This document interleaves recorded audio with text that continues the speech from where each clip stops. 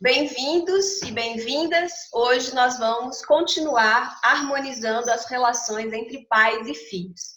E por que a gente vai de novo falar desse tema? Porque todos nós sabemos que essa é uma relação bastante visceral para todos nós, pais e mães, é de onde nós surgimos. E são pessoas que estão presentes na nossa vida, ainda que não estejam presencialmente presentes, elas estão presentes no nosso corpo, no nosso sangue, nas nossas formas de agir, de se comportar.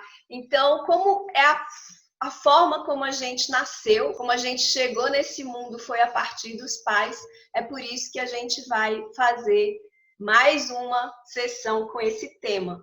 Muitas vezes aquilo que a gente não aceita dos nossos pais, aquilo que a gente sente que os nossos pais falharam conosco, é justamente aonde nós vamos falhar também. É uma ironia do destino, por outro lado é muito sábio, porque é só quando a gente efetivamente se coloca nesse lugar que a gente pode entender que não era fácil, que não foi fácil, e por isso os nossos pais não puderam fazer diferente. Quando a gente já consegue se pôr nesse lugar sem necessariamente ter que passar por isso, é melhor ainda, porque a gente já se cura pelo amor.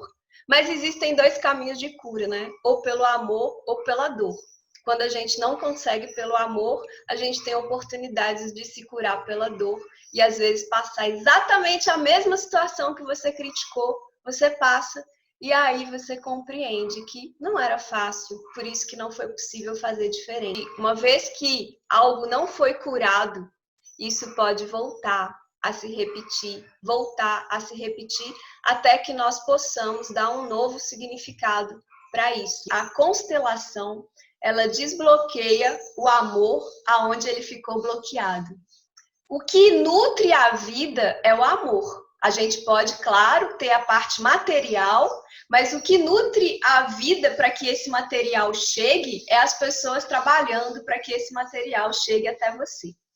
E as constelações, elas trabalham exatamente assim, desbloqueando o amor aonde ele ficou bloqueado.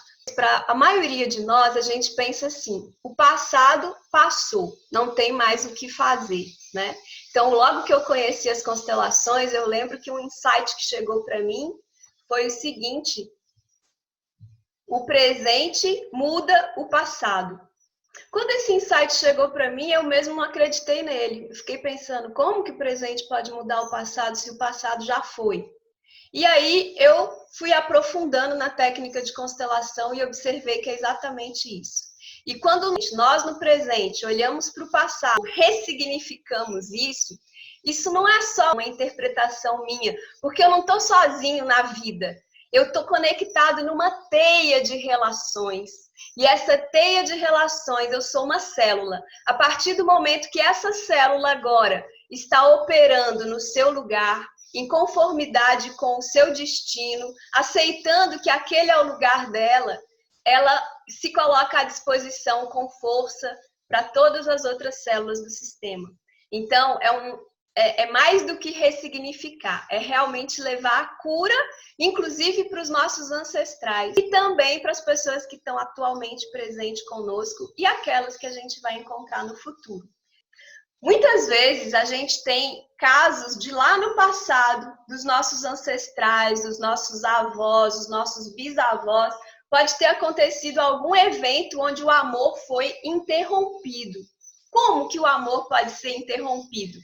Por exemplo, imagine uma situação em que a mãe morreu no parto, né? Essa criança, ela não pode receber aquele amor diretamente da mãe dela. E isso cria no coração da criança uma revolta, muitas vezes inconsciente. A minha mãe me abandonou muito cedo.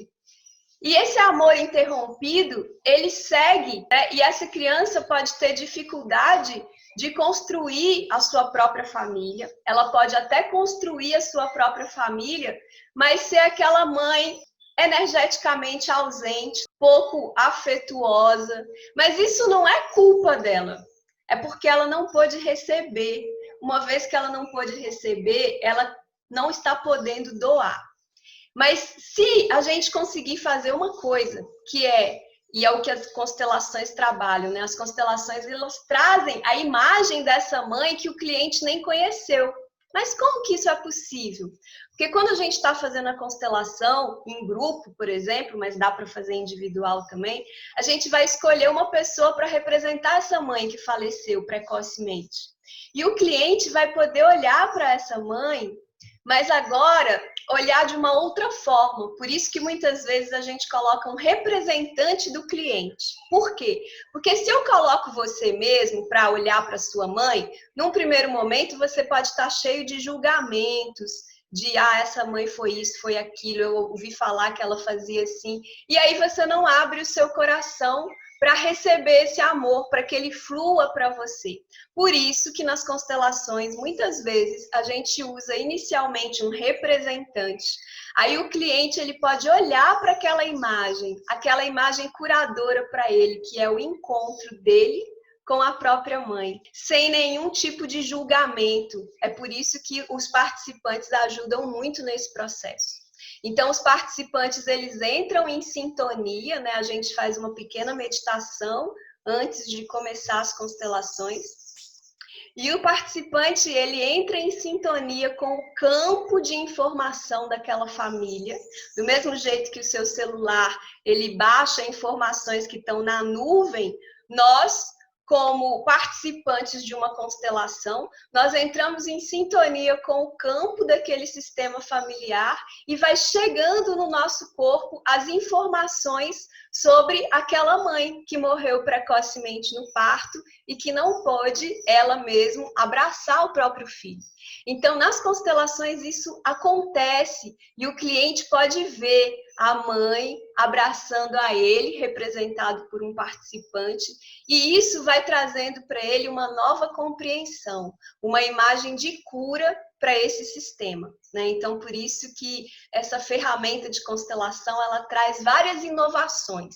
Uma inovação é a gente poder trazer coisas que já aconteceram no passado. Uma outra inovação é a gente trazer pessoas, inclusive, que já morreram, que a gente nem conheceu, né? E poder nutrir essa relação para que aquele amor que ficou bloqueado lá possa de novo, né, como um rio, passar essas barreiras desses bloqueios e voltar a fluir. E aí, quando esse amor chega nas nossas vidas, a gente se nutre dele, né? E quando a gente se nutre desse amor, isso significa que a gente foi suficientemente humilde para poder receber. Quando a gente recebe, o que naturalmente nasce em nós? Uma vontade de doar. Agora eu recebi, agora eu posso doar. Então, apesar da minha mãe poder ter morrido no parto, eu agora consigo encontrar esse amor profundo que ela sentiu, né? Esses 9 meses de gestação que eu passei dentro dela, e agora eu posso agradecer o sacrifício da vida dela, não foi em vão. Agora, minha mãe, eu posso honrar o seu sacrifício. E qual é a melhor forma de eu fazer isso? Vivendo a minha vida com alegria, fazendo as coisas que eu sinto que eu preciso fazer, colocando os meus talentos no mundo. Mas até que eu possa, de novo, reconectar-me com o amor, com os meus ancestrais, às vezes é um processo doloroso, sofrido, né? Porque o sofrimento, ele tem um poder muito grande. O sofrimento, ele atrai a atenção de muitas pessoas. E a gente pode estar, às vezes, desde a infância, acostumados a atrair a atenção das pessoas através do sofrimento, né? Isso, às vezes, é até uma estratégia.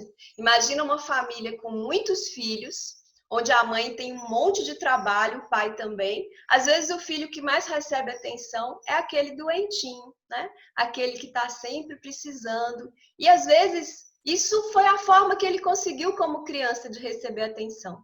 Está ok. O que a gente não pode é levar essa forma para a vida e isso se transformar no nosso modus operandi. A gente está sempre adoentado, a gente está sempre trazendo uma forma de chamar a atenção dos outros. Mas isso, gente, é inconsciente. Na verdade, a gente fica doente mesmo. Então, como é que a gente vai mudando esse padrão? Sempre trazendo para a consciência. E isso que os trabalhos da constelação também ajudam a gente a fazer.